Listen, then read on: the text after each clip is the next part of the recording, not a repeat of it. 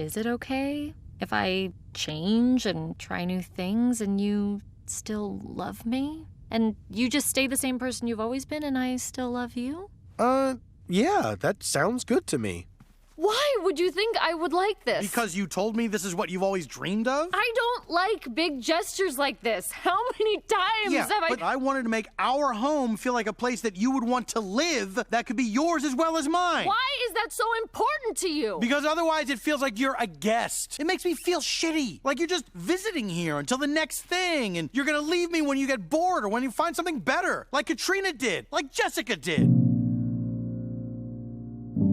So here's the thing about Mr. Peanutbutter and Diane from Bojack Horseman. Their relationship was doomed from the very start. To be honest, I don't think their marriage in season 1 is ever really portrayed as a good thing for either of those characters. The plotline itself was rushed. Diane jumped into it without thinking, even after their incompatibility was already revealed to her, and Mr. Peanutbutter just did his normal thing, which is proposing to the woman right in front of him. I don't mean to be super rude to him because he's a super nice guy, but that is what he did with all of his girlfriends, so am I wrong? But I wanted to dive a little bit further into this relationship and address why their breaking up is neither of their faults. I've seen a lot of discussion back and forth about these two characters where some blame Diane for being selfish and ungrateful to him, or others blame Mr. Peanutbutter for being codependent and a terrible listener, when really, neither of these characters is at fault for this relationship ending. Yes, those criticisms might be somewhat true of both of them, but it's still not their fault for their relationship being doomed. Lots of people in real life jump headfirst into relationships that appear to be great on the outside,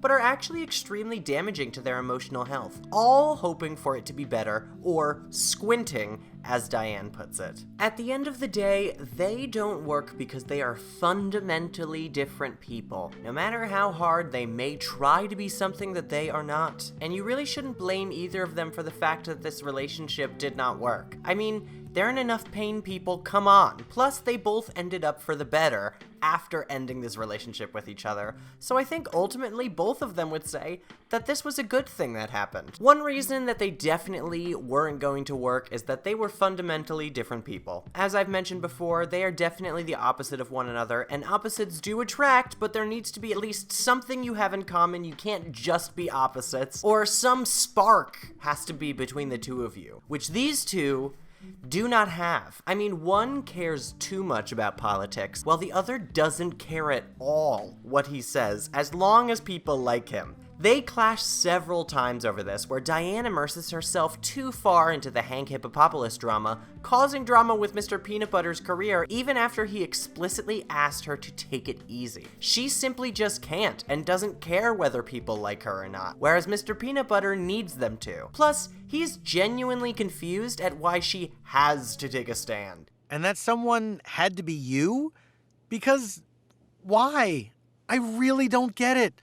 What is accomplished by you being the one to take a stand on this? He asks why it has to be her to do this. But for Diane, this is instinct. When this comes up, even though multiple people tell her to stop, she has to keep going. And that's the difference between Mr. Peanutbutter and Guy as well. Guy will support Diane in her crusades to the point that it's self-destructive for her mental health. Mr. Peanutbutter just doesn't really see the appeal at all, even if Diane does feel genuinely very strongly for the subject. And the more obvious clash when Mr. Peanutbutter is running for governor. This is a real source of conflict for them, and it's never really resolved. In fact, it's pretty much the source of the demise of their relationship, as Diane becomes tired of trying so hard after this entire season of fighting. Mr. Peanutbutter not listening to her and going ahead to say whatever keeps him relevant angers Diane, causing her to post an article smashing him, betraying their trust. And while it is sexy for them to fight at the time, it is hugely damaging for their relationship overall. Plus, this is the only spark they can get, as their trust in each other goes down in flames. All they do besides that is fight, even though both of them are really only doing what's natural to them as people. And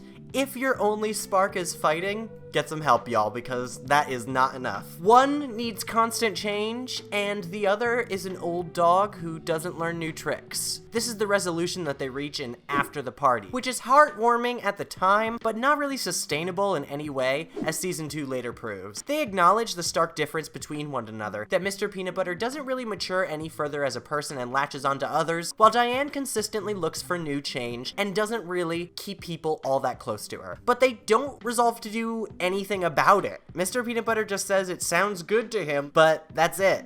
And, you know, that's nice on paper and all, but that difference is only going to cause an intense rift between the two of you. Diane looks to change her life by going to Cordovia, fails, then crashes with Bojack as she wallows in sadness, then swings back up again thanks to Princess Carolyn and Mr. Peanut Butter's forgiving nature, then back down again as her marriage sours with Mr. Peanut Butter. She goes through a lot of different eras, but Mr. Peanut Butter is just Mr. Peanut Butter, and he accepts whatever Diane changes into, sometimes at the expense of his own feelings. The end of season 2 is, once again, heartwarming for the two of them, and they do end up going to therapy, which is smart, but Mr. Peanut Butter simply accepts her return without really addressing how badly she hurt him.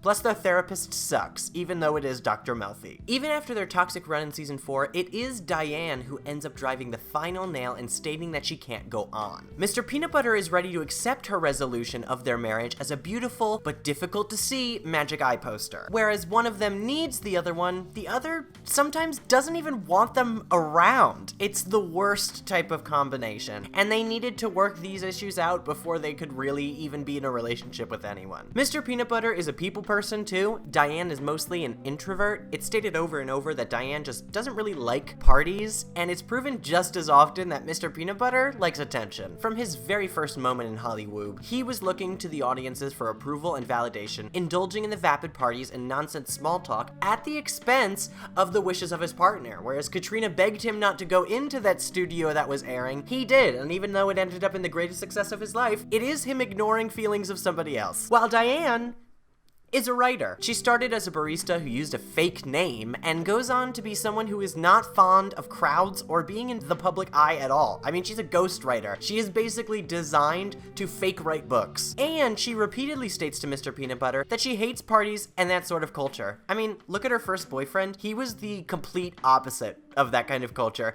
and he states this to her as well. I don't think Wayne is a good match for her either, just, you know, to point it out, due to his outright negativity, but he does have a point in the fundamental disconnect between their characters, that is Diane and Mr. Peanut Butter. There's also the cynicism and the optimism difference. Rather obvious, but Diane is pessimistic about how the world works. Likely this is due to her upbringing, which I'll dive into more later, but she doesn't ever expect things to work out in her favor. In fact, she finds it more likely that everything she does will work against her. And to her credit, she's proven this time and time again. As she fights Hank Hippopopoulos, goes to Cordovia, writes Filbert, works for Girl Crush, none of it works out. While Mr. Peanut Butter has opportunities quite literally fly into his face without any effort on his part. He believes that everything will work out in the end and that he will be rewarded for his positive outlook. This is probably the most fundamental clash between them, and while this personality combination can result in an effective balance sometimes, the two of them instead clash on nearly every issue, whether it be political, social, or emotional, just between the two of them, believing that everything will operate the way they are used to. I mean, that's how worldviews work. Another reason they didn't work is because they are underdeveloped. They're both still going through their own emotional development when they meet each other. In fact, it's barely even started for either of them at the point where they start dating, and the point where they get married. Diane doesn't even state to Mr. Peanut Butter before the Halloween party that she is not fond of that atmosphere, and Mr. Peanut Butter resolves to, quote, never do it again, even though we know full well it happened several more times throughout the course of the show. Now I know you don't like parties, so we will never have that argument again. Diane does state that they may have worked if they met each other near the end of season 6, but as Mr. Peanut Butter correctly points out, they never would have gotten there without each other because their relationship forced them to truly examine what they wanted for themselves due to their frustration with their partner. In fact, Mr. Peanut Butter at one point states, "We're making an effort and getting stronger every day. But I swear to God, we are like 5 big fights away from a divorce, and I do not want this to be one of them." And then they have exactly 5 big fights before divorcing. I was worried about you. What I'm hearing you say is you were... No, stop. You have to call me. You can't keep doing this to me. I'm sorry. I'm coming home. I'm going back to bed. We'll talk about this in the morning. I know he's your brother, but I think he's hiding something from you. Why do you think you know my brother better than I do? Whoa. Just because you have a shitty relationship with your family doesn't mean every other family has to have drama too. I wanted to come up here and have a nice time. This place is an escape for me. Okay, I'm sorry. I'm sorry. Because you would be bad at it. Because you don't stand for anything. No! You... At least we know no one is specifically at fault. Well, except for San Andreas. This was because you fracked under our house. I told you fracking was dangerous, and you didn't listen. And now our house is ruined, and we're trapped underground, and we're all going to die! I don't like big gestures like this. How many times have I... but this is... This was a fantasy. Something that belonged to me. But I'm so tired of squinting.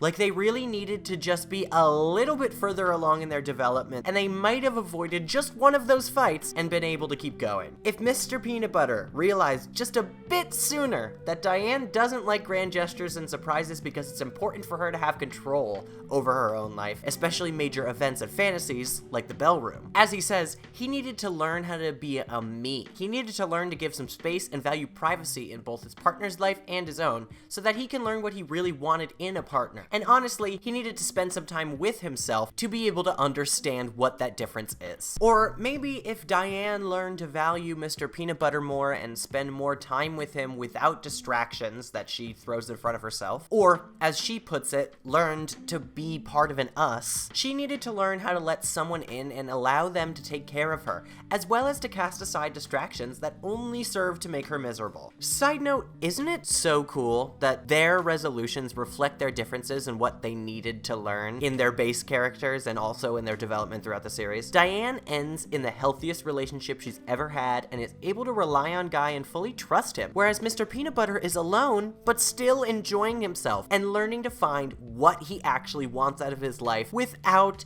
another partner. It's just such great writing, you can't even deny it. Another reason is the starkly different childhoods and experiences in life. Diane and Mr. Peanutbutter were raised in very different homes. It's explicitly stated by Diane that she grew up in a house without love, while Mr. Peanutbutter grew up surrounded by family in the paradise of the Labrador Peninsula. We don't get a specific number of Mr. Peanutbutter's brothers and sisters, but it is mentioned to be a litter, so I've assumed it's quite a lot. And from what we see with Captain Peanutbutter, there is a ton of love and heart between the two of them. Yes, it does take Captain time to tell Mr. Peanutbutter the truth about his illness, but he does confide in him eventually, and it's not that long, it's only a day. And they are able to hash it out in a very civilized, until they howl at the moon manner. Mr. Peanutbutter is close with his brother's children too, so there's almost no hostility between them. Sorry, not almost. There is no hostility between them. And, as they say themselves, nothing bad ever happens on the Labrador Peninsula. It just leads you to believe that their childhood was nearly perfect. I'm sure it wasn't entirely, and they're skewing it with memory, but at the very least, they all have good relationships with their brothers, sisters, and parents. Meanwhile, Diane's brothers, besides the one good one, you know, to be able to reel her back in when they actually need her, are pulling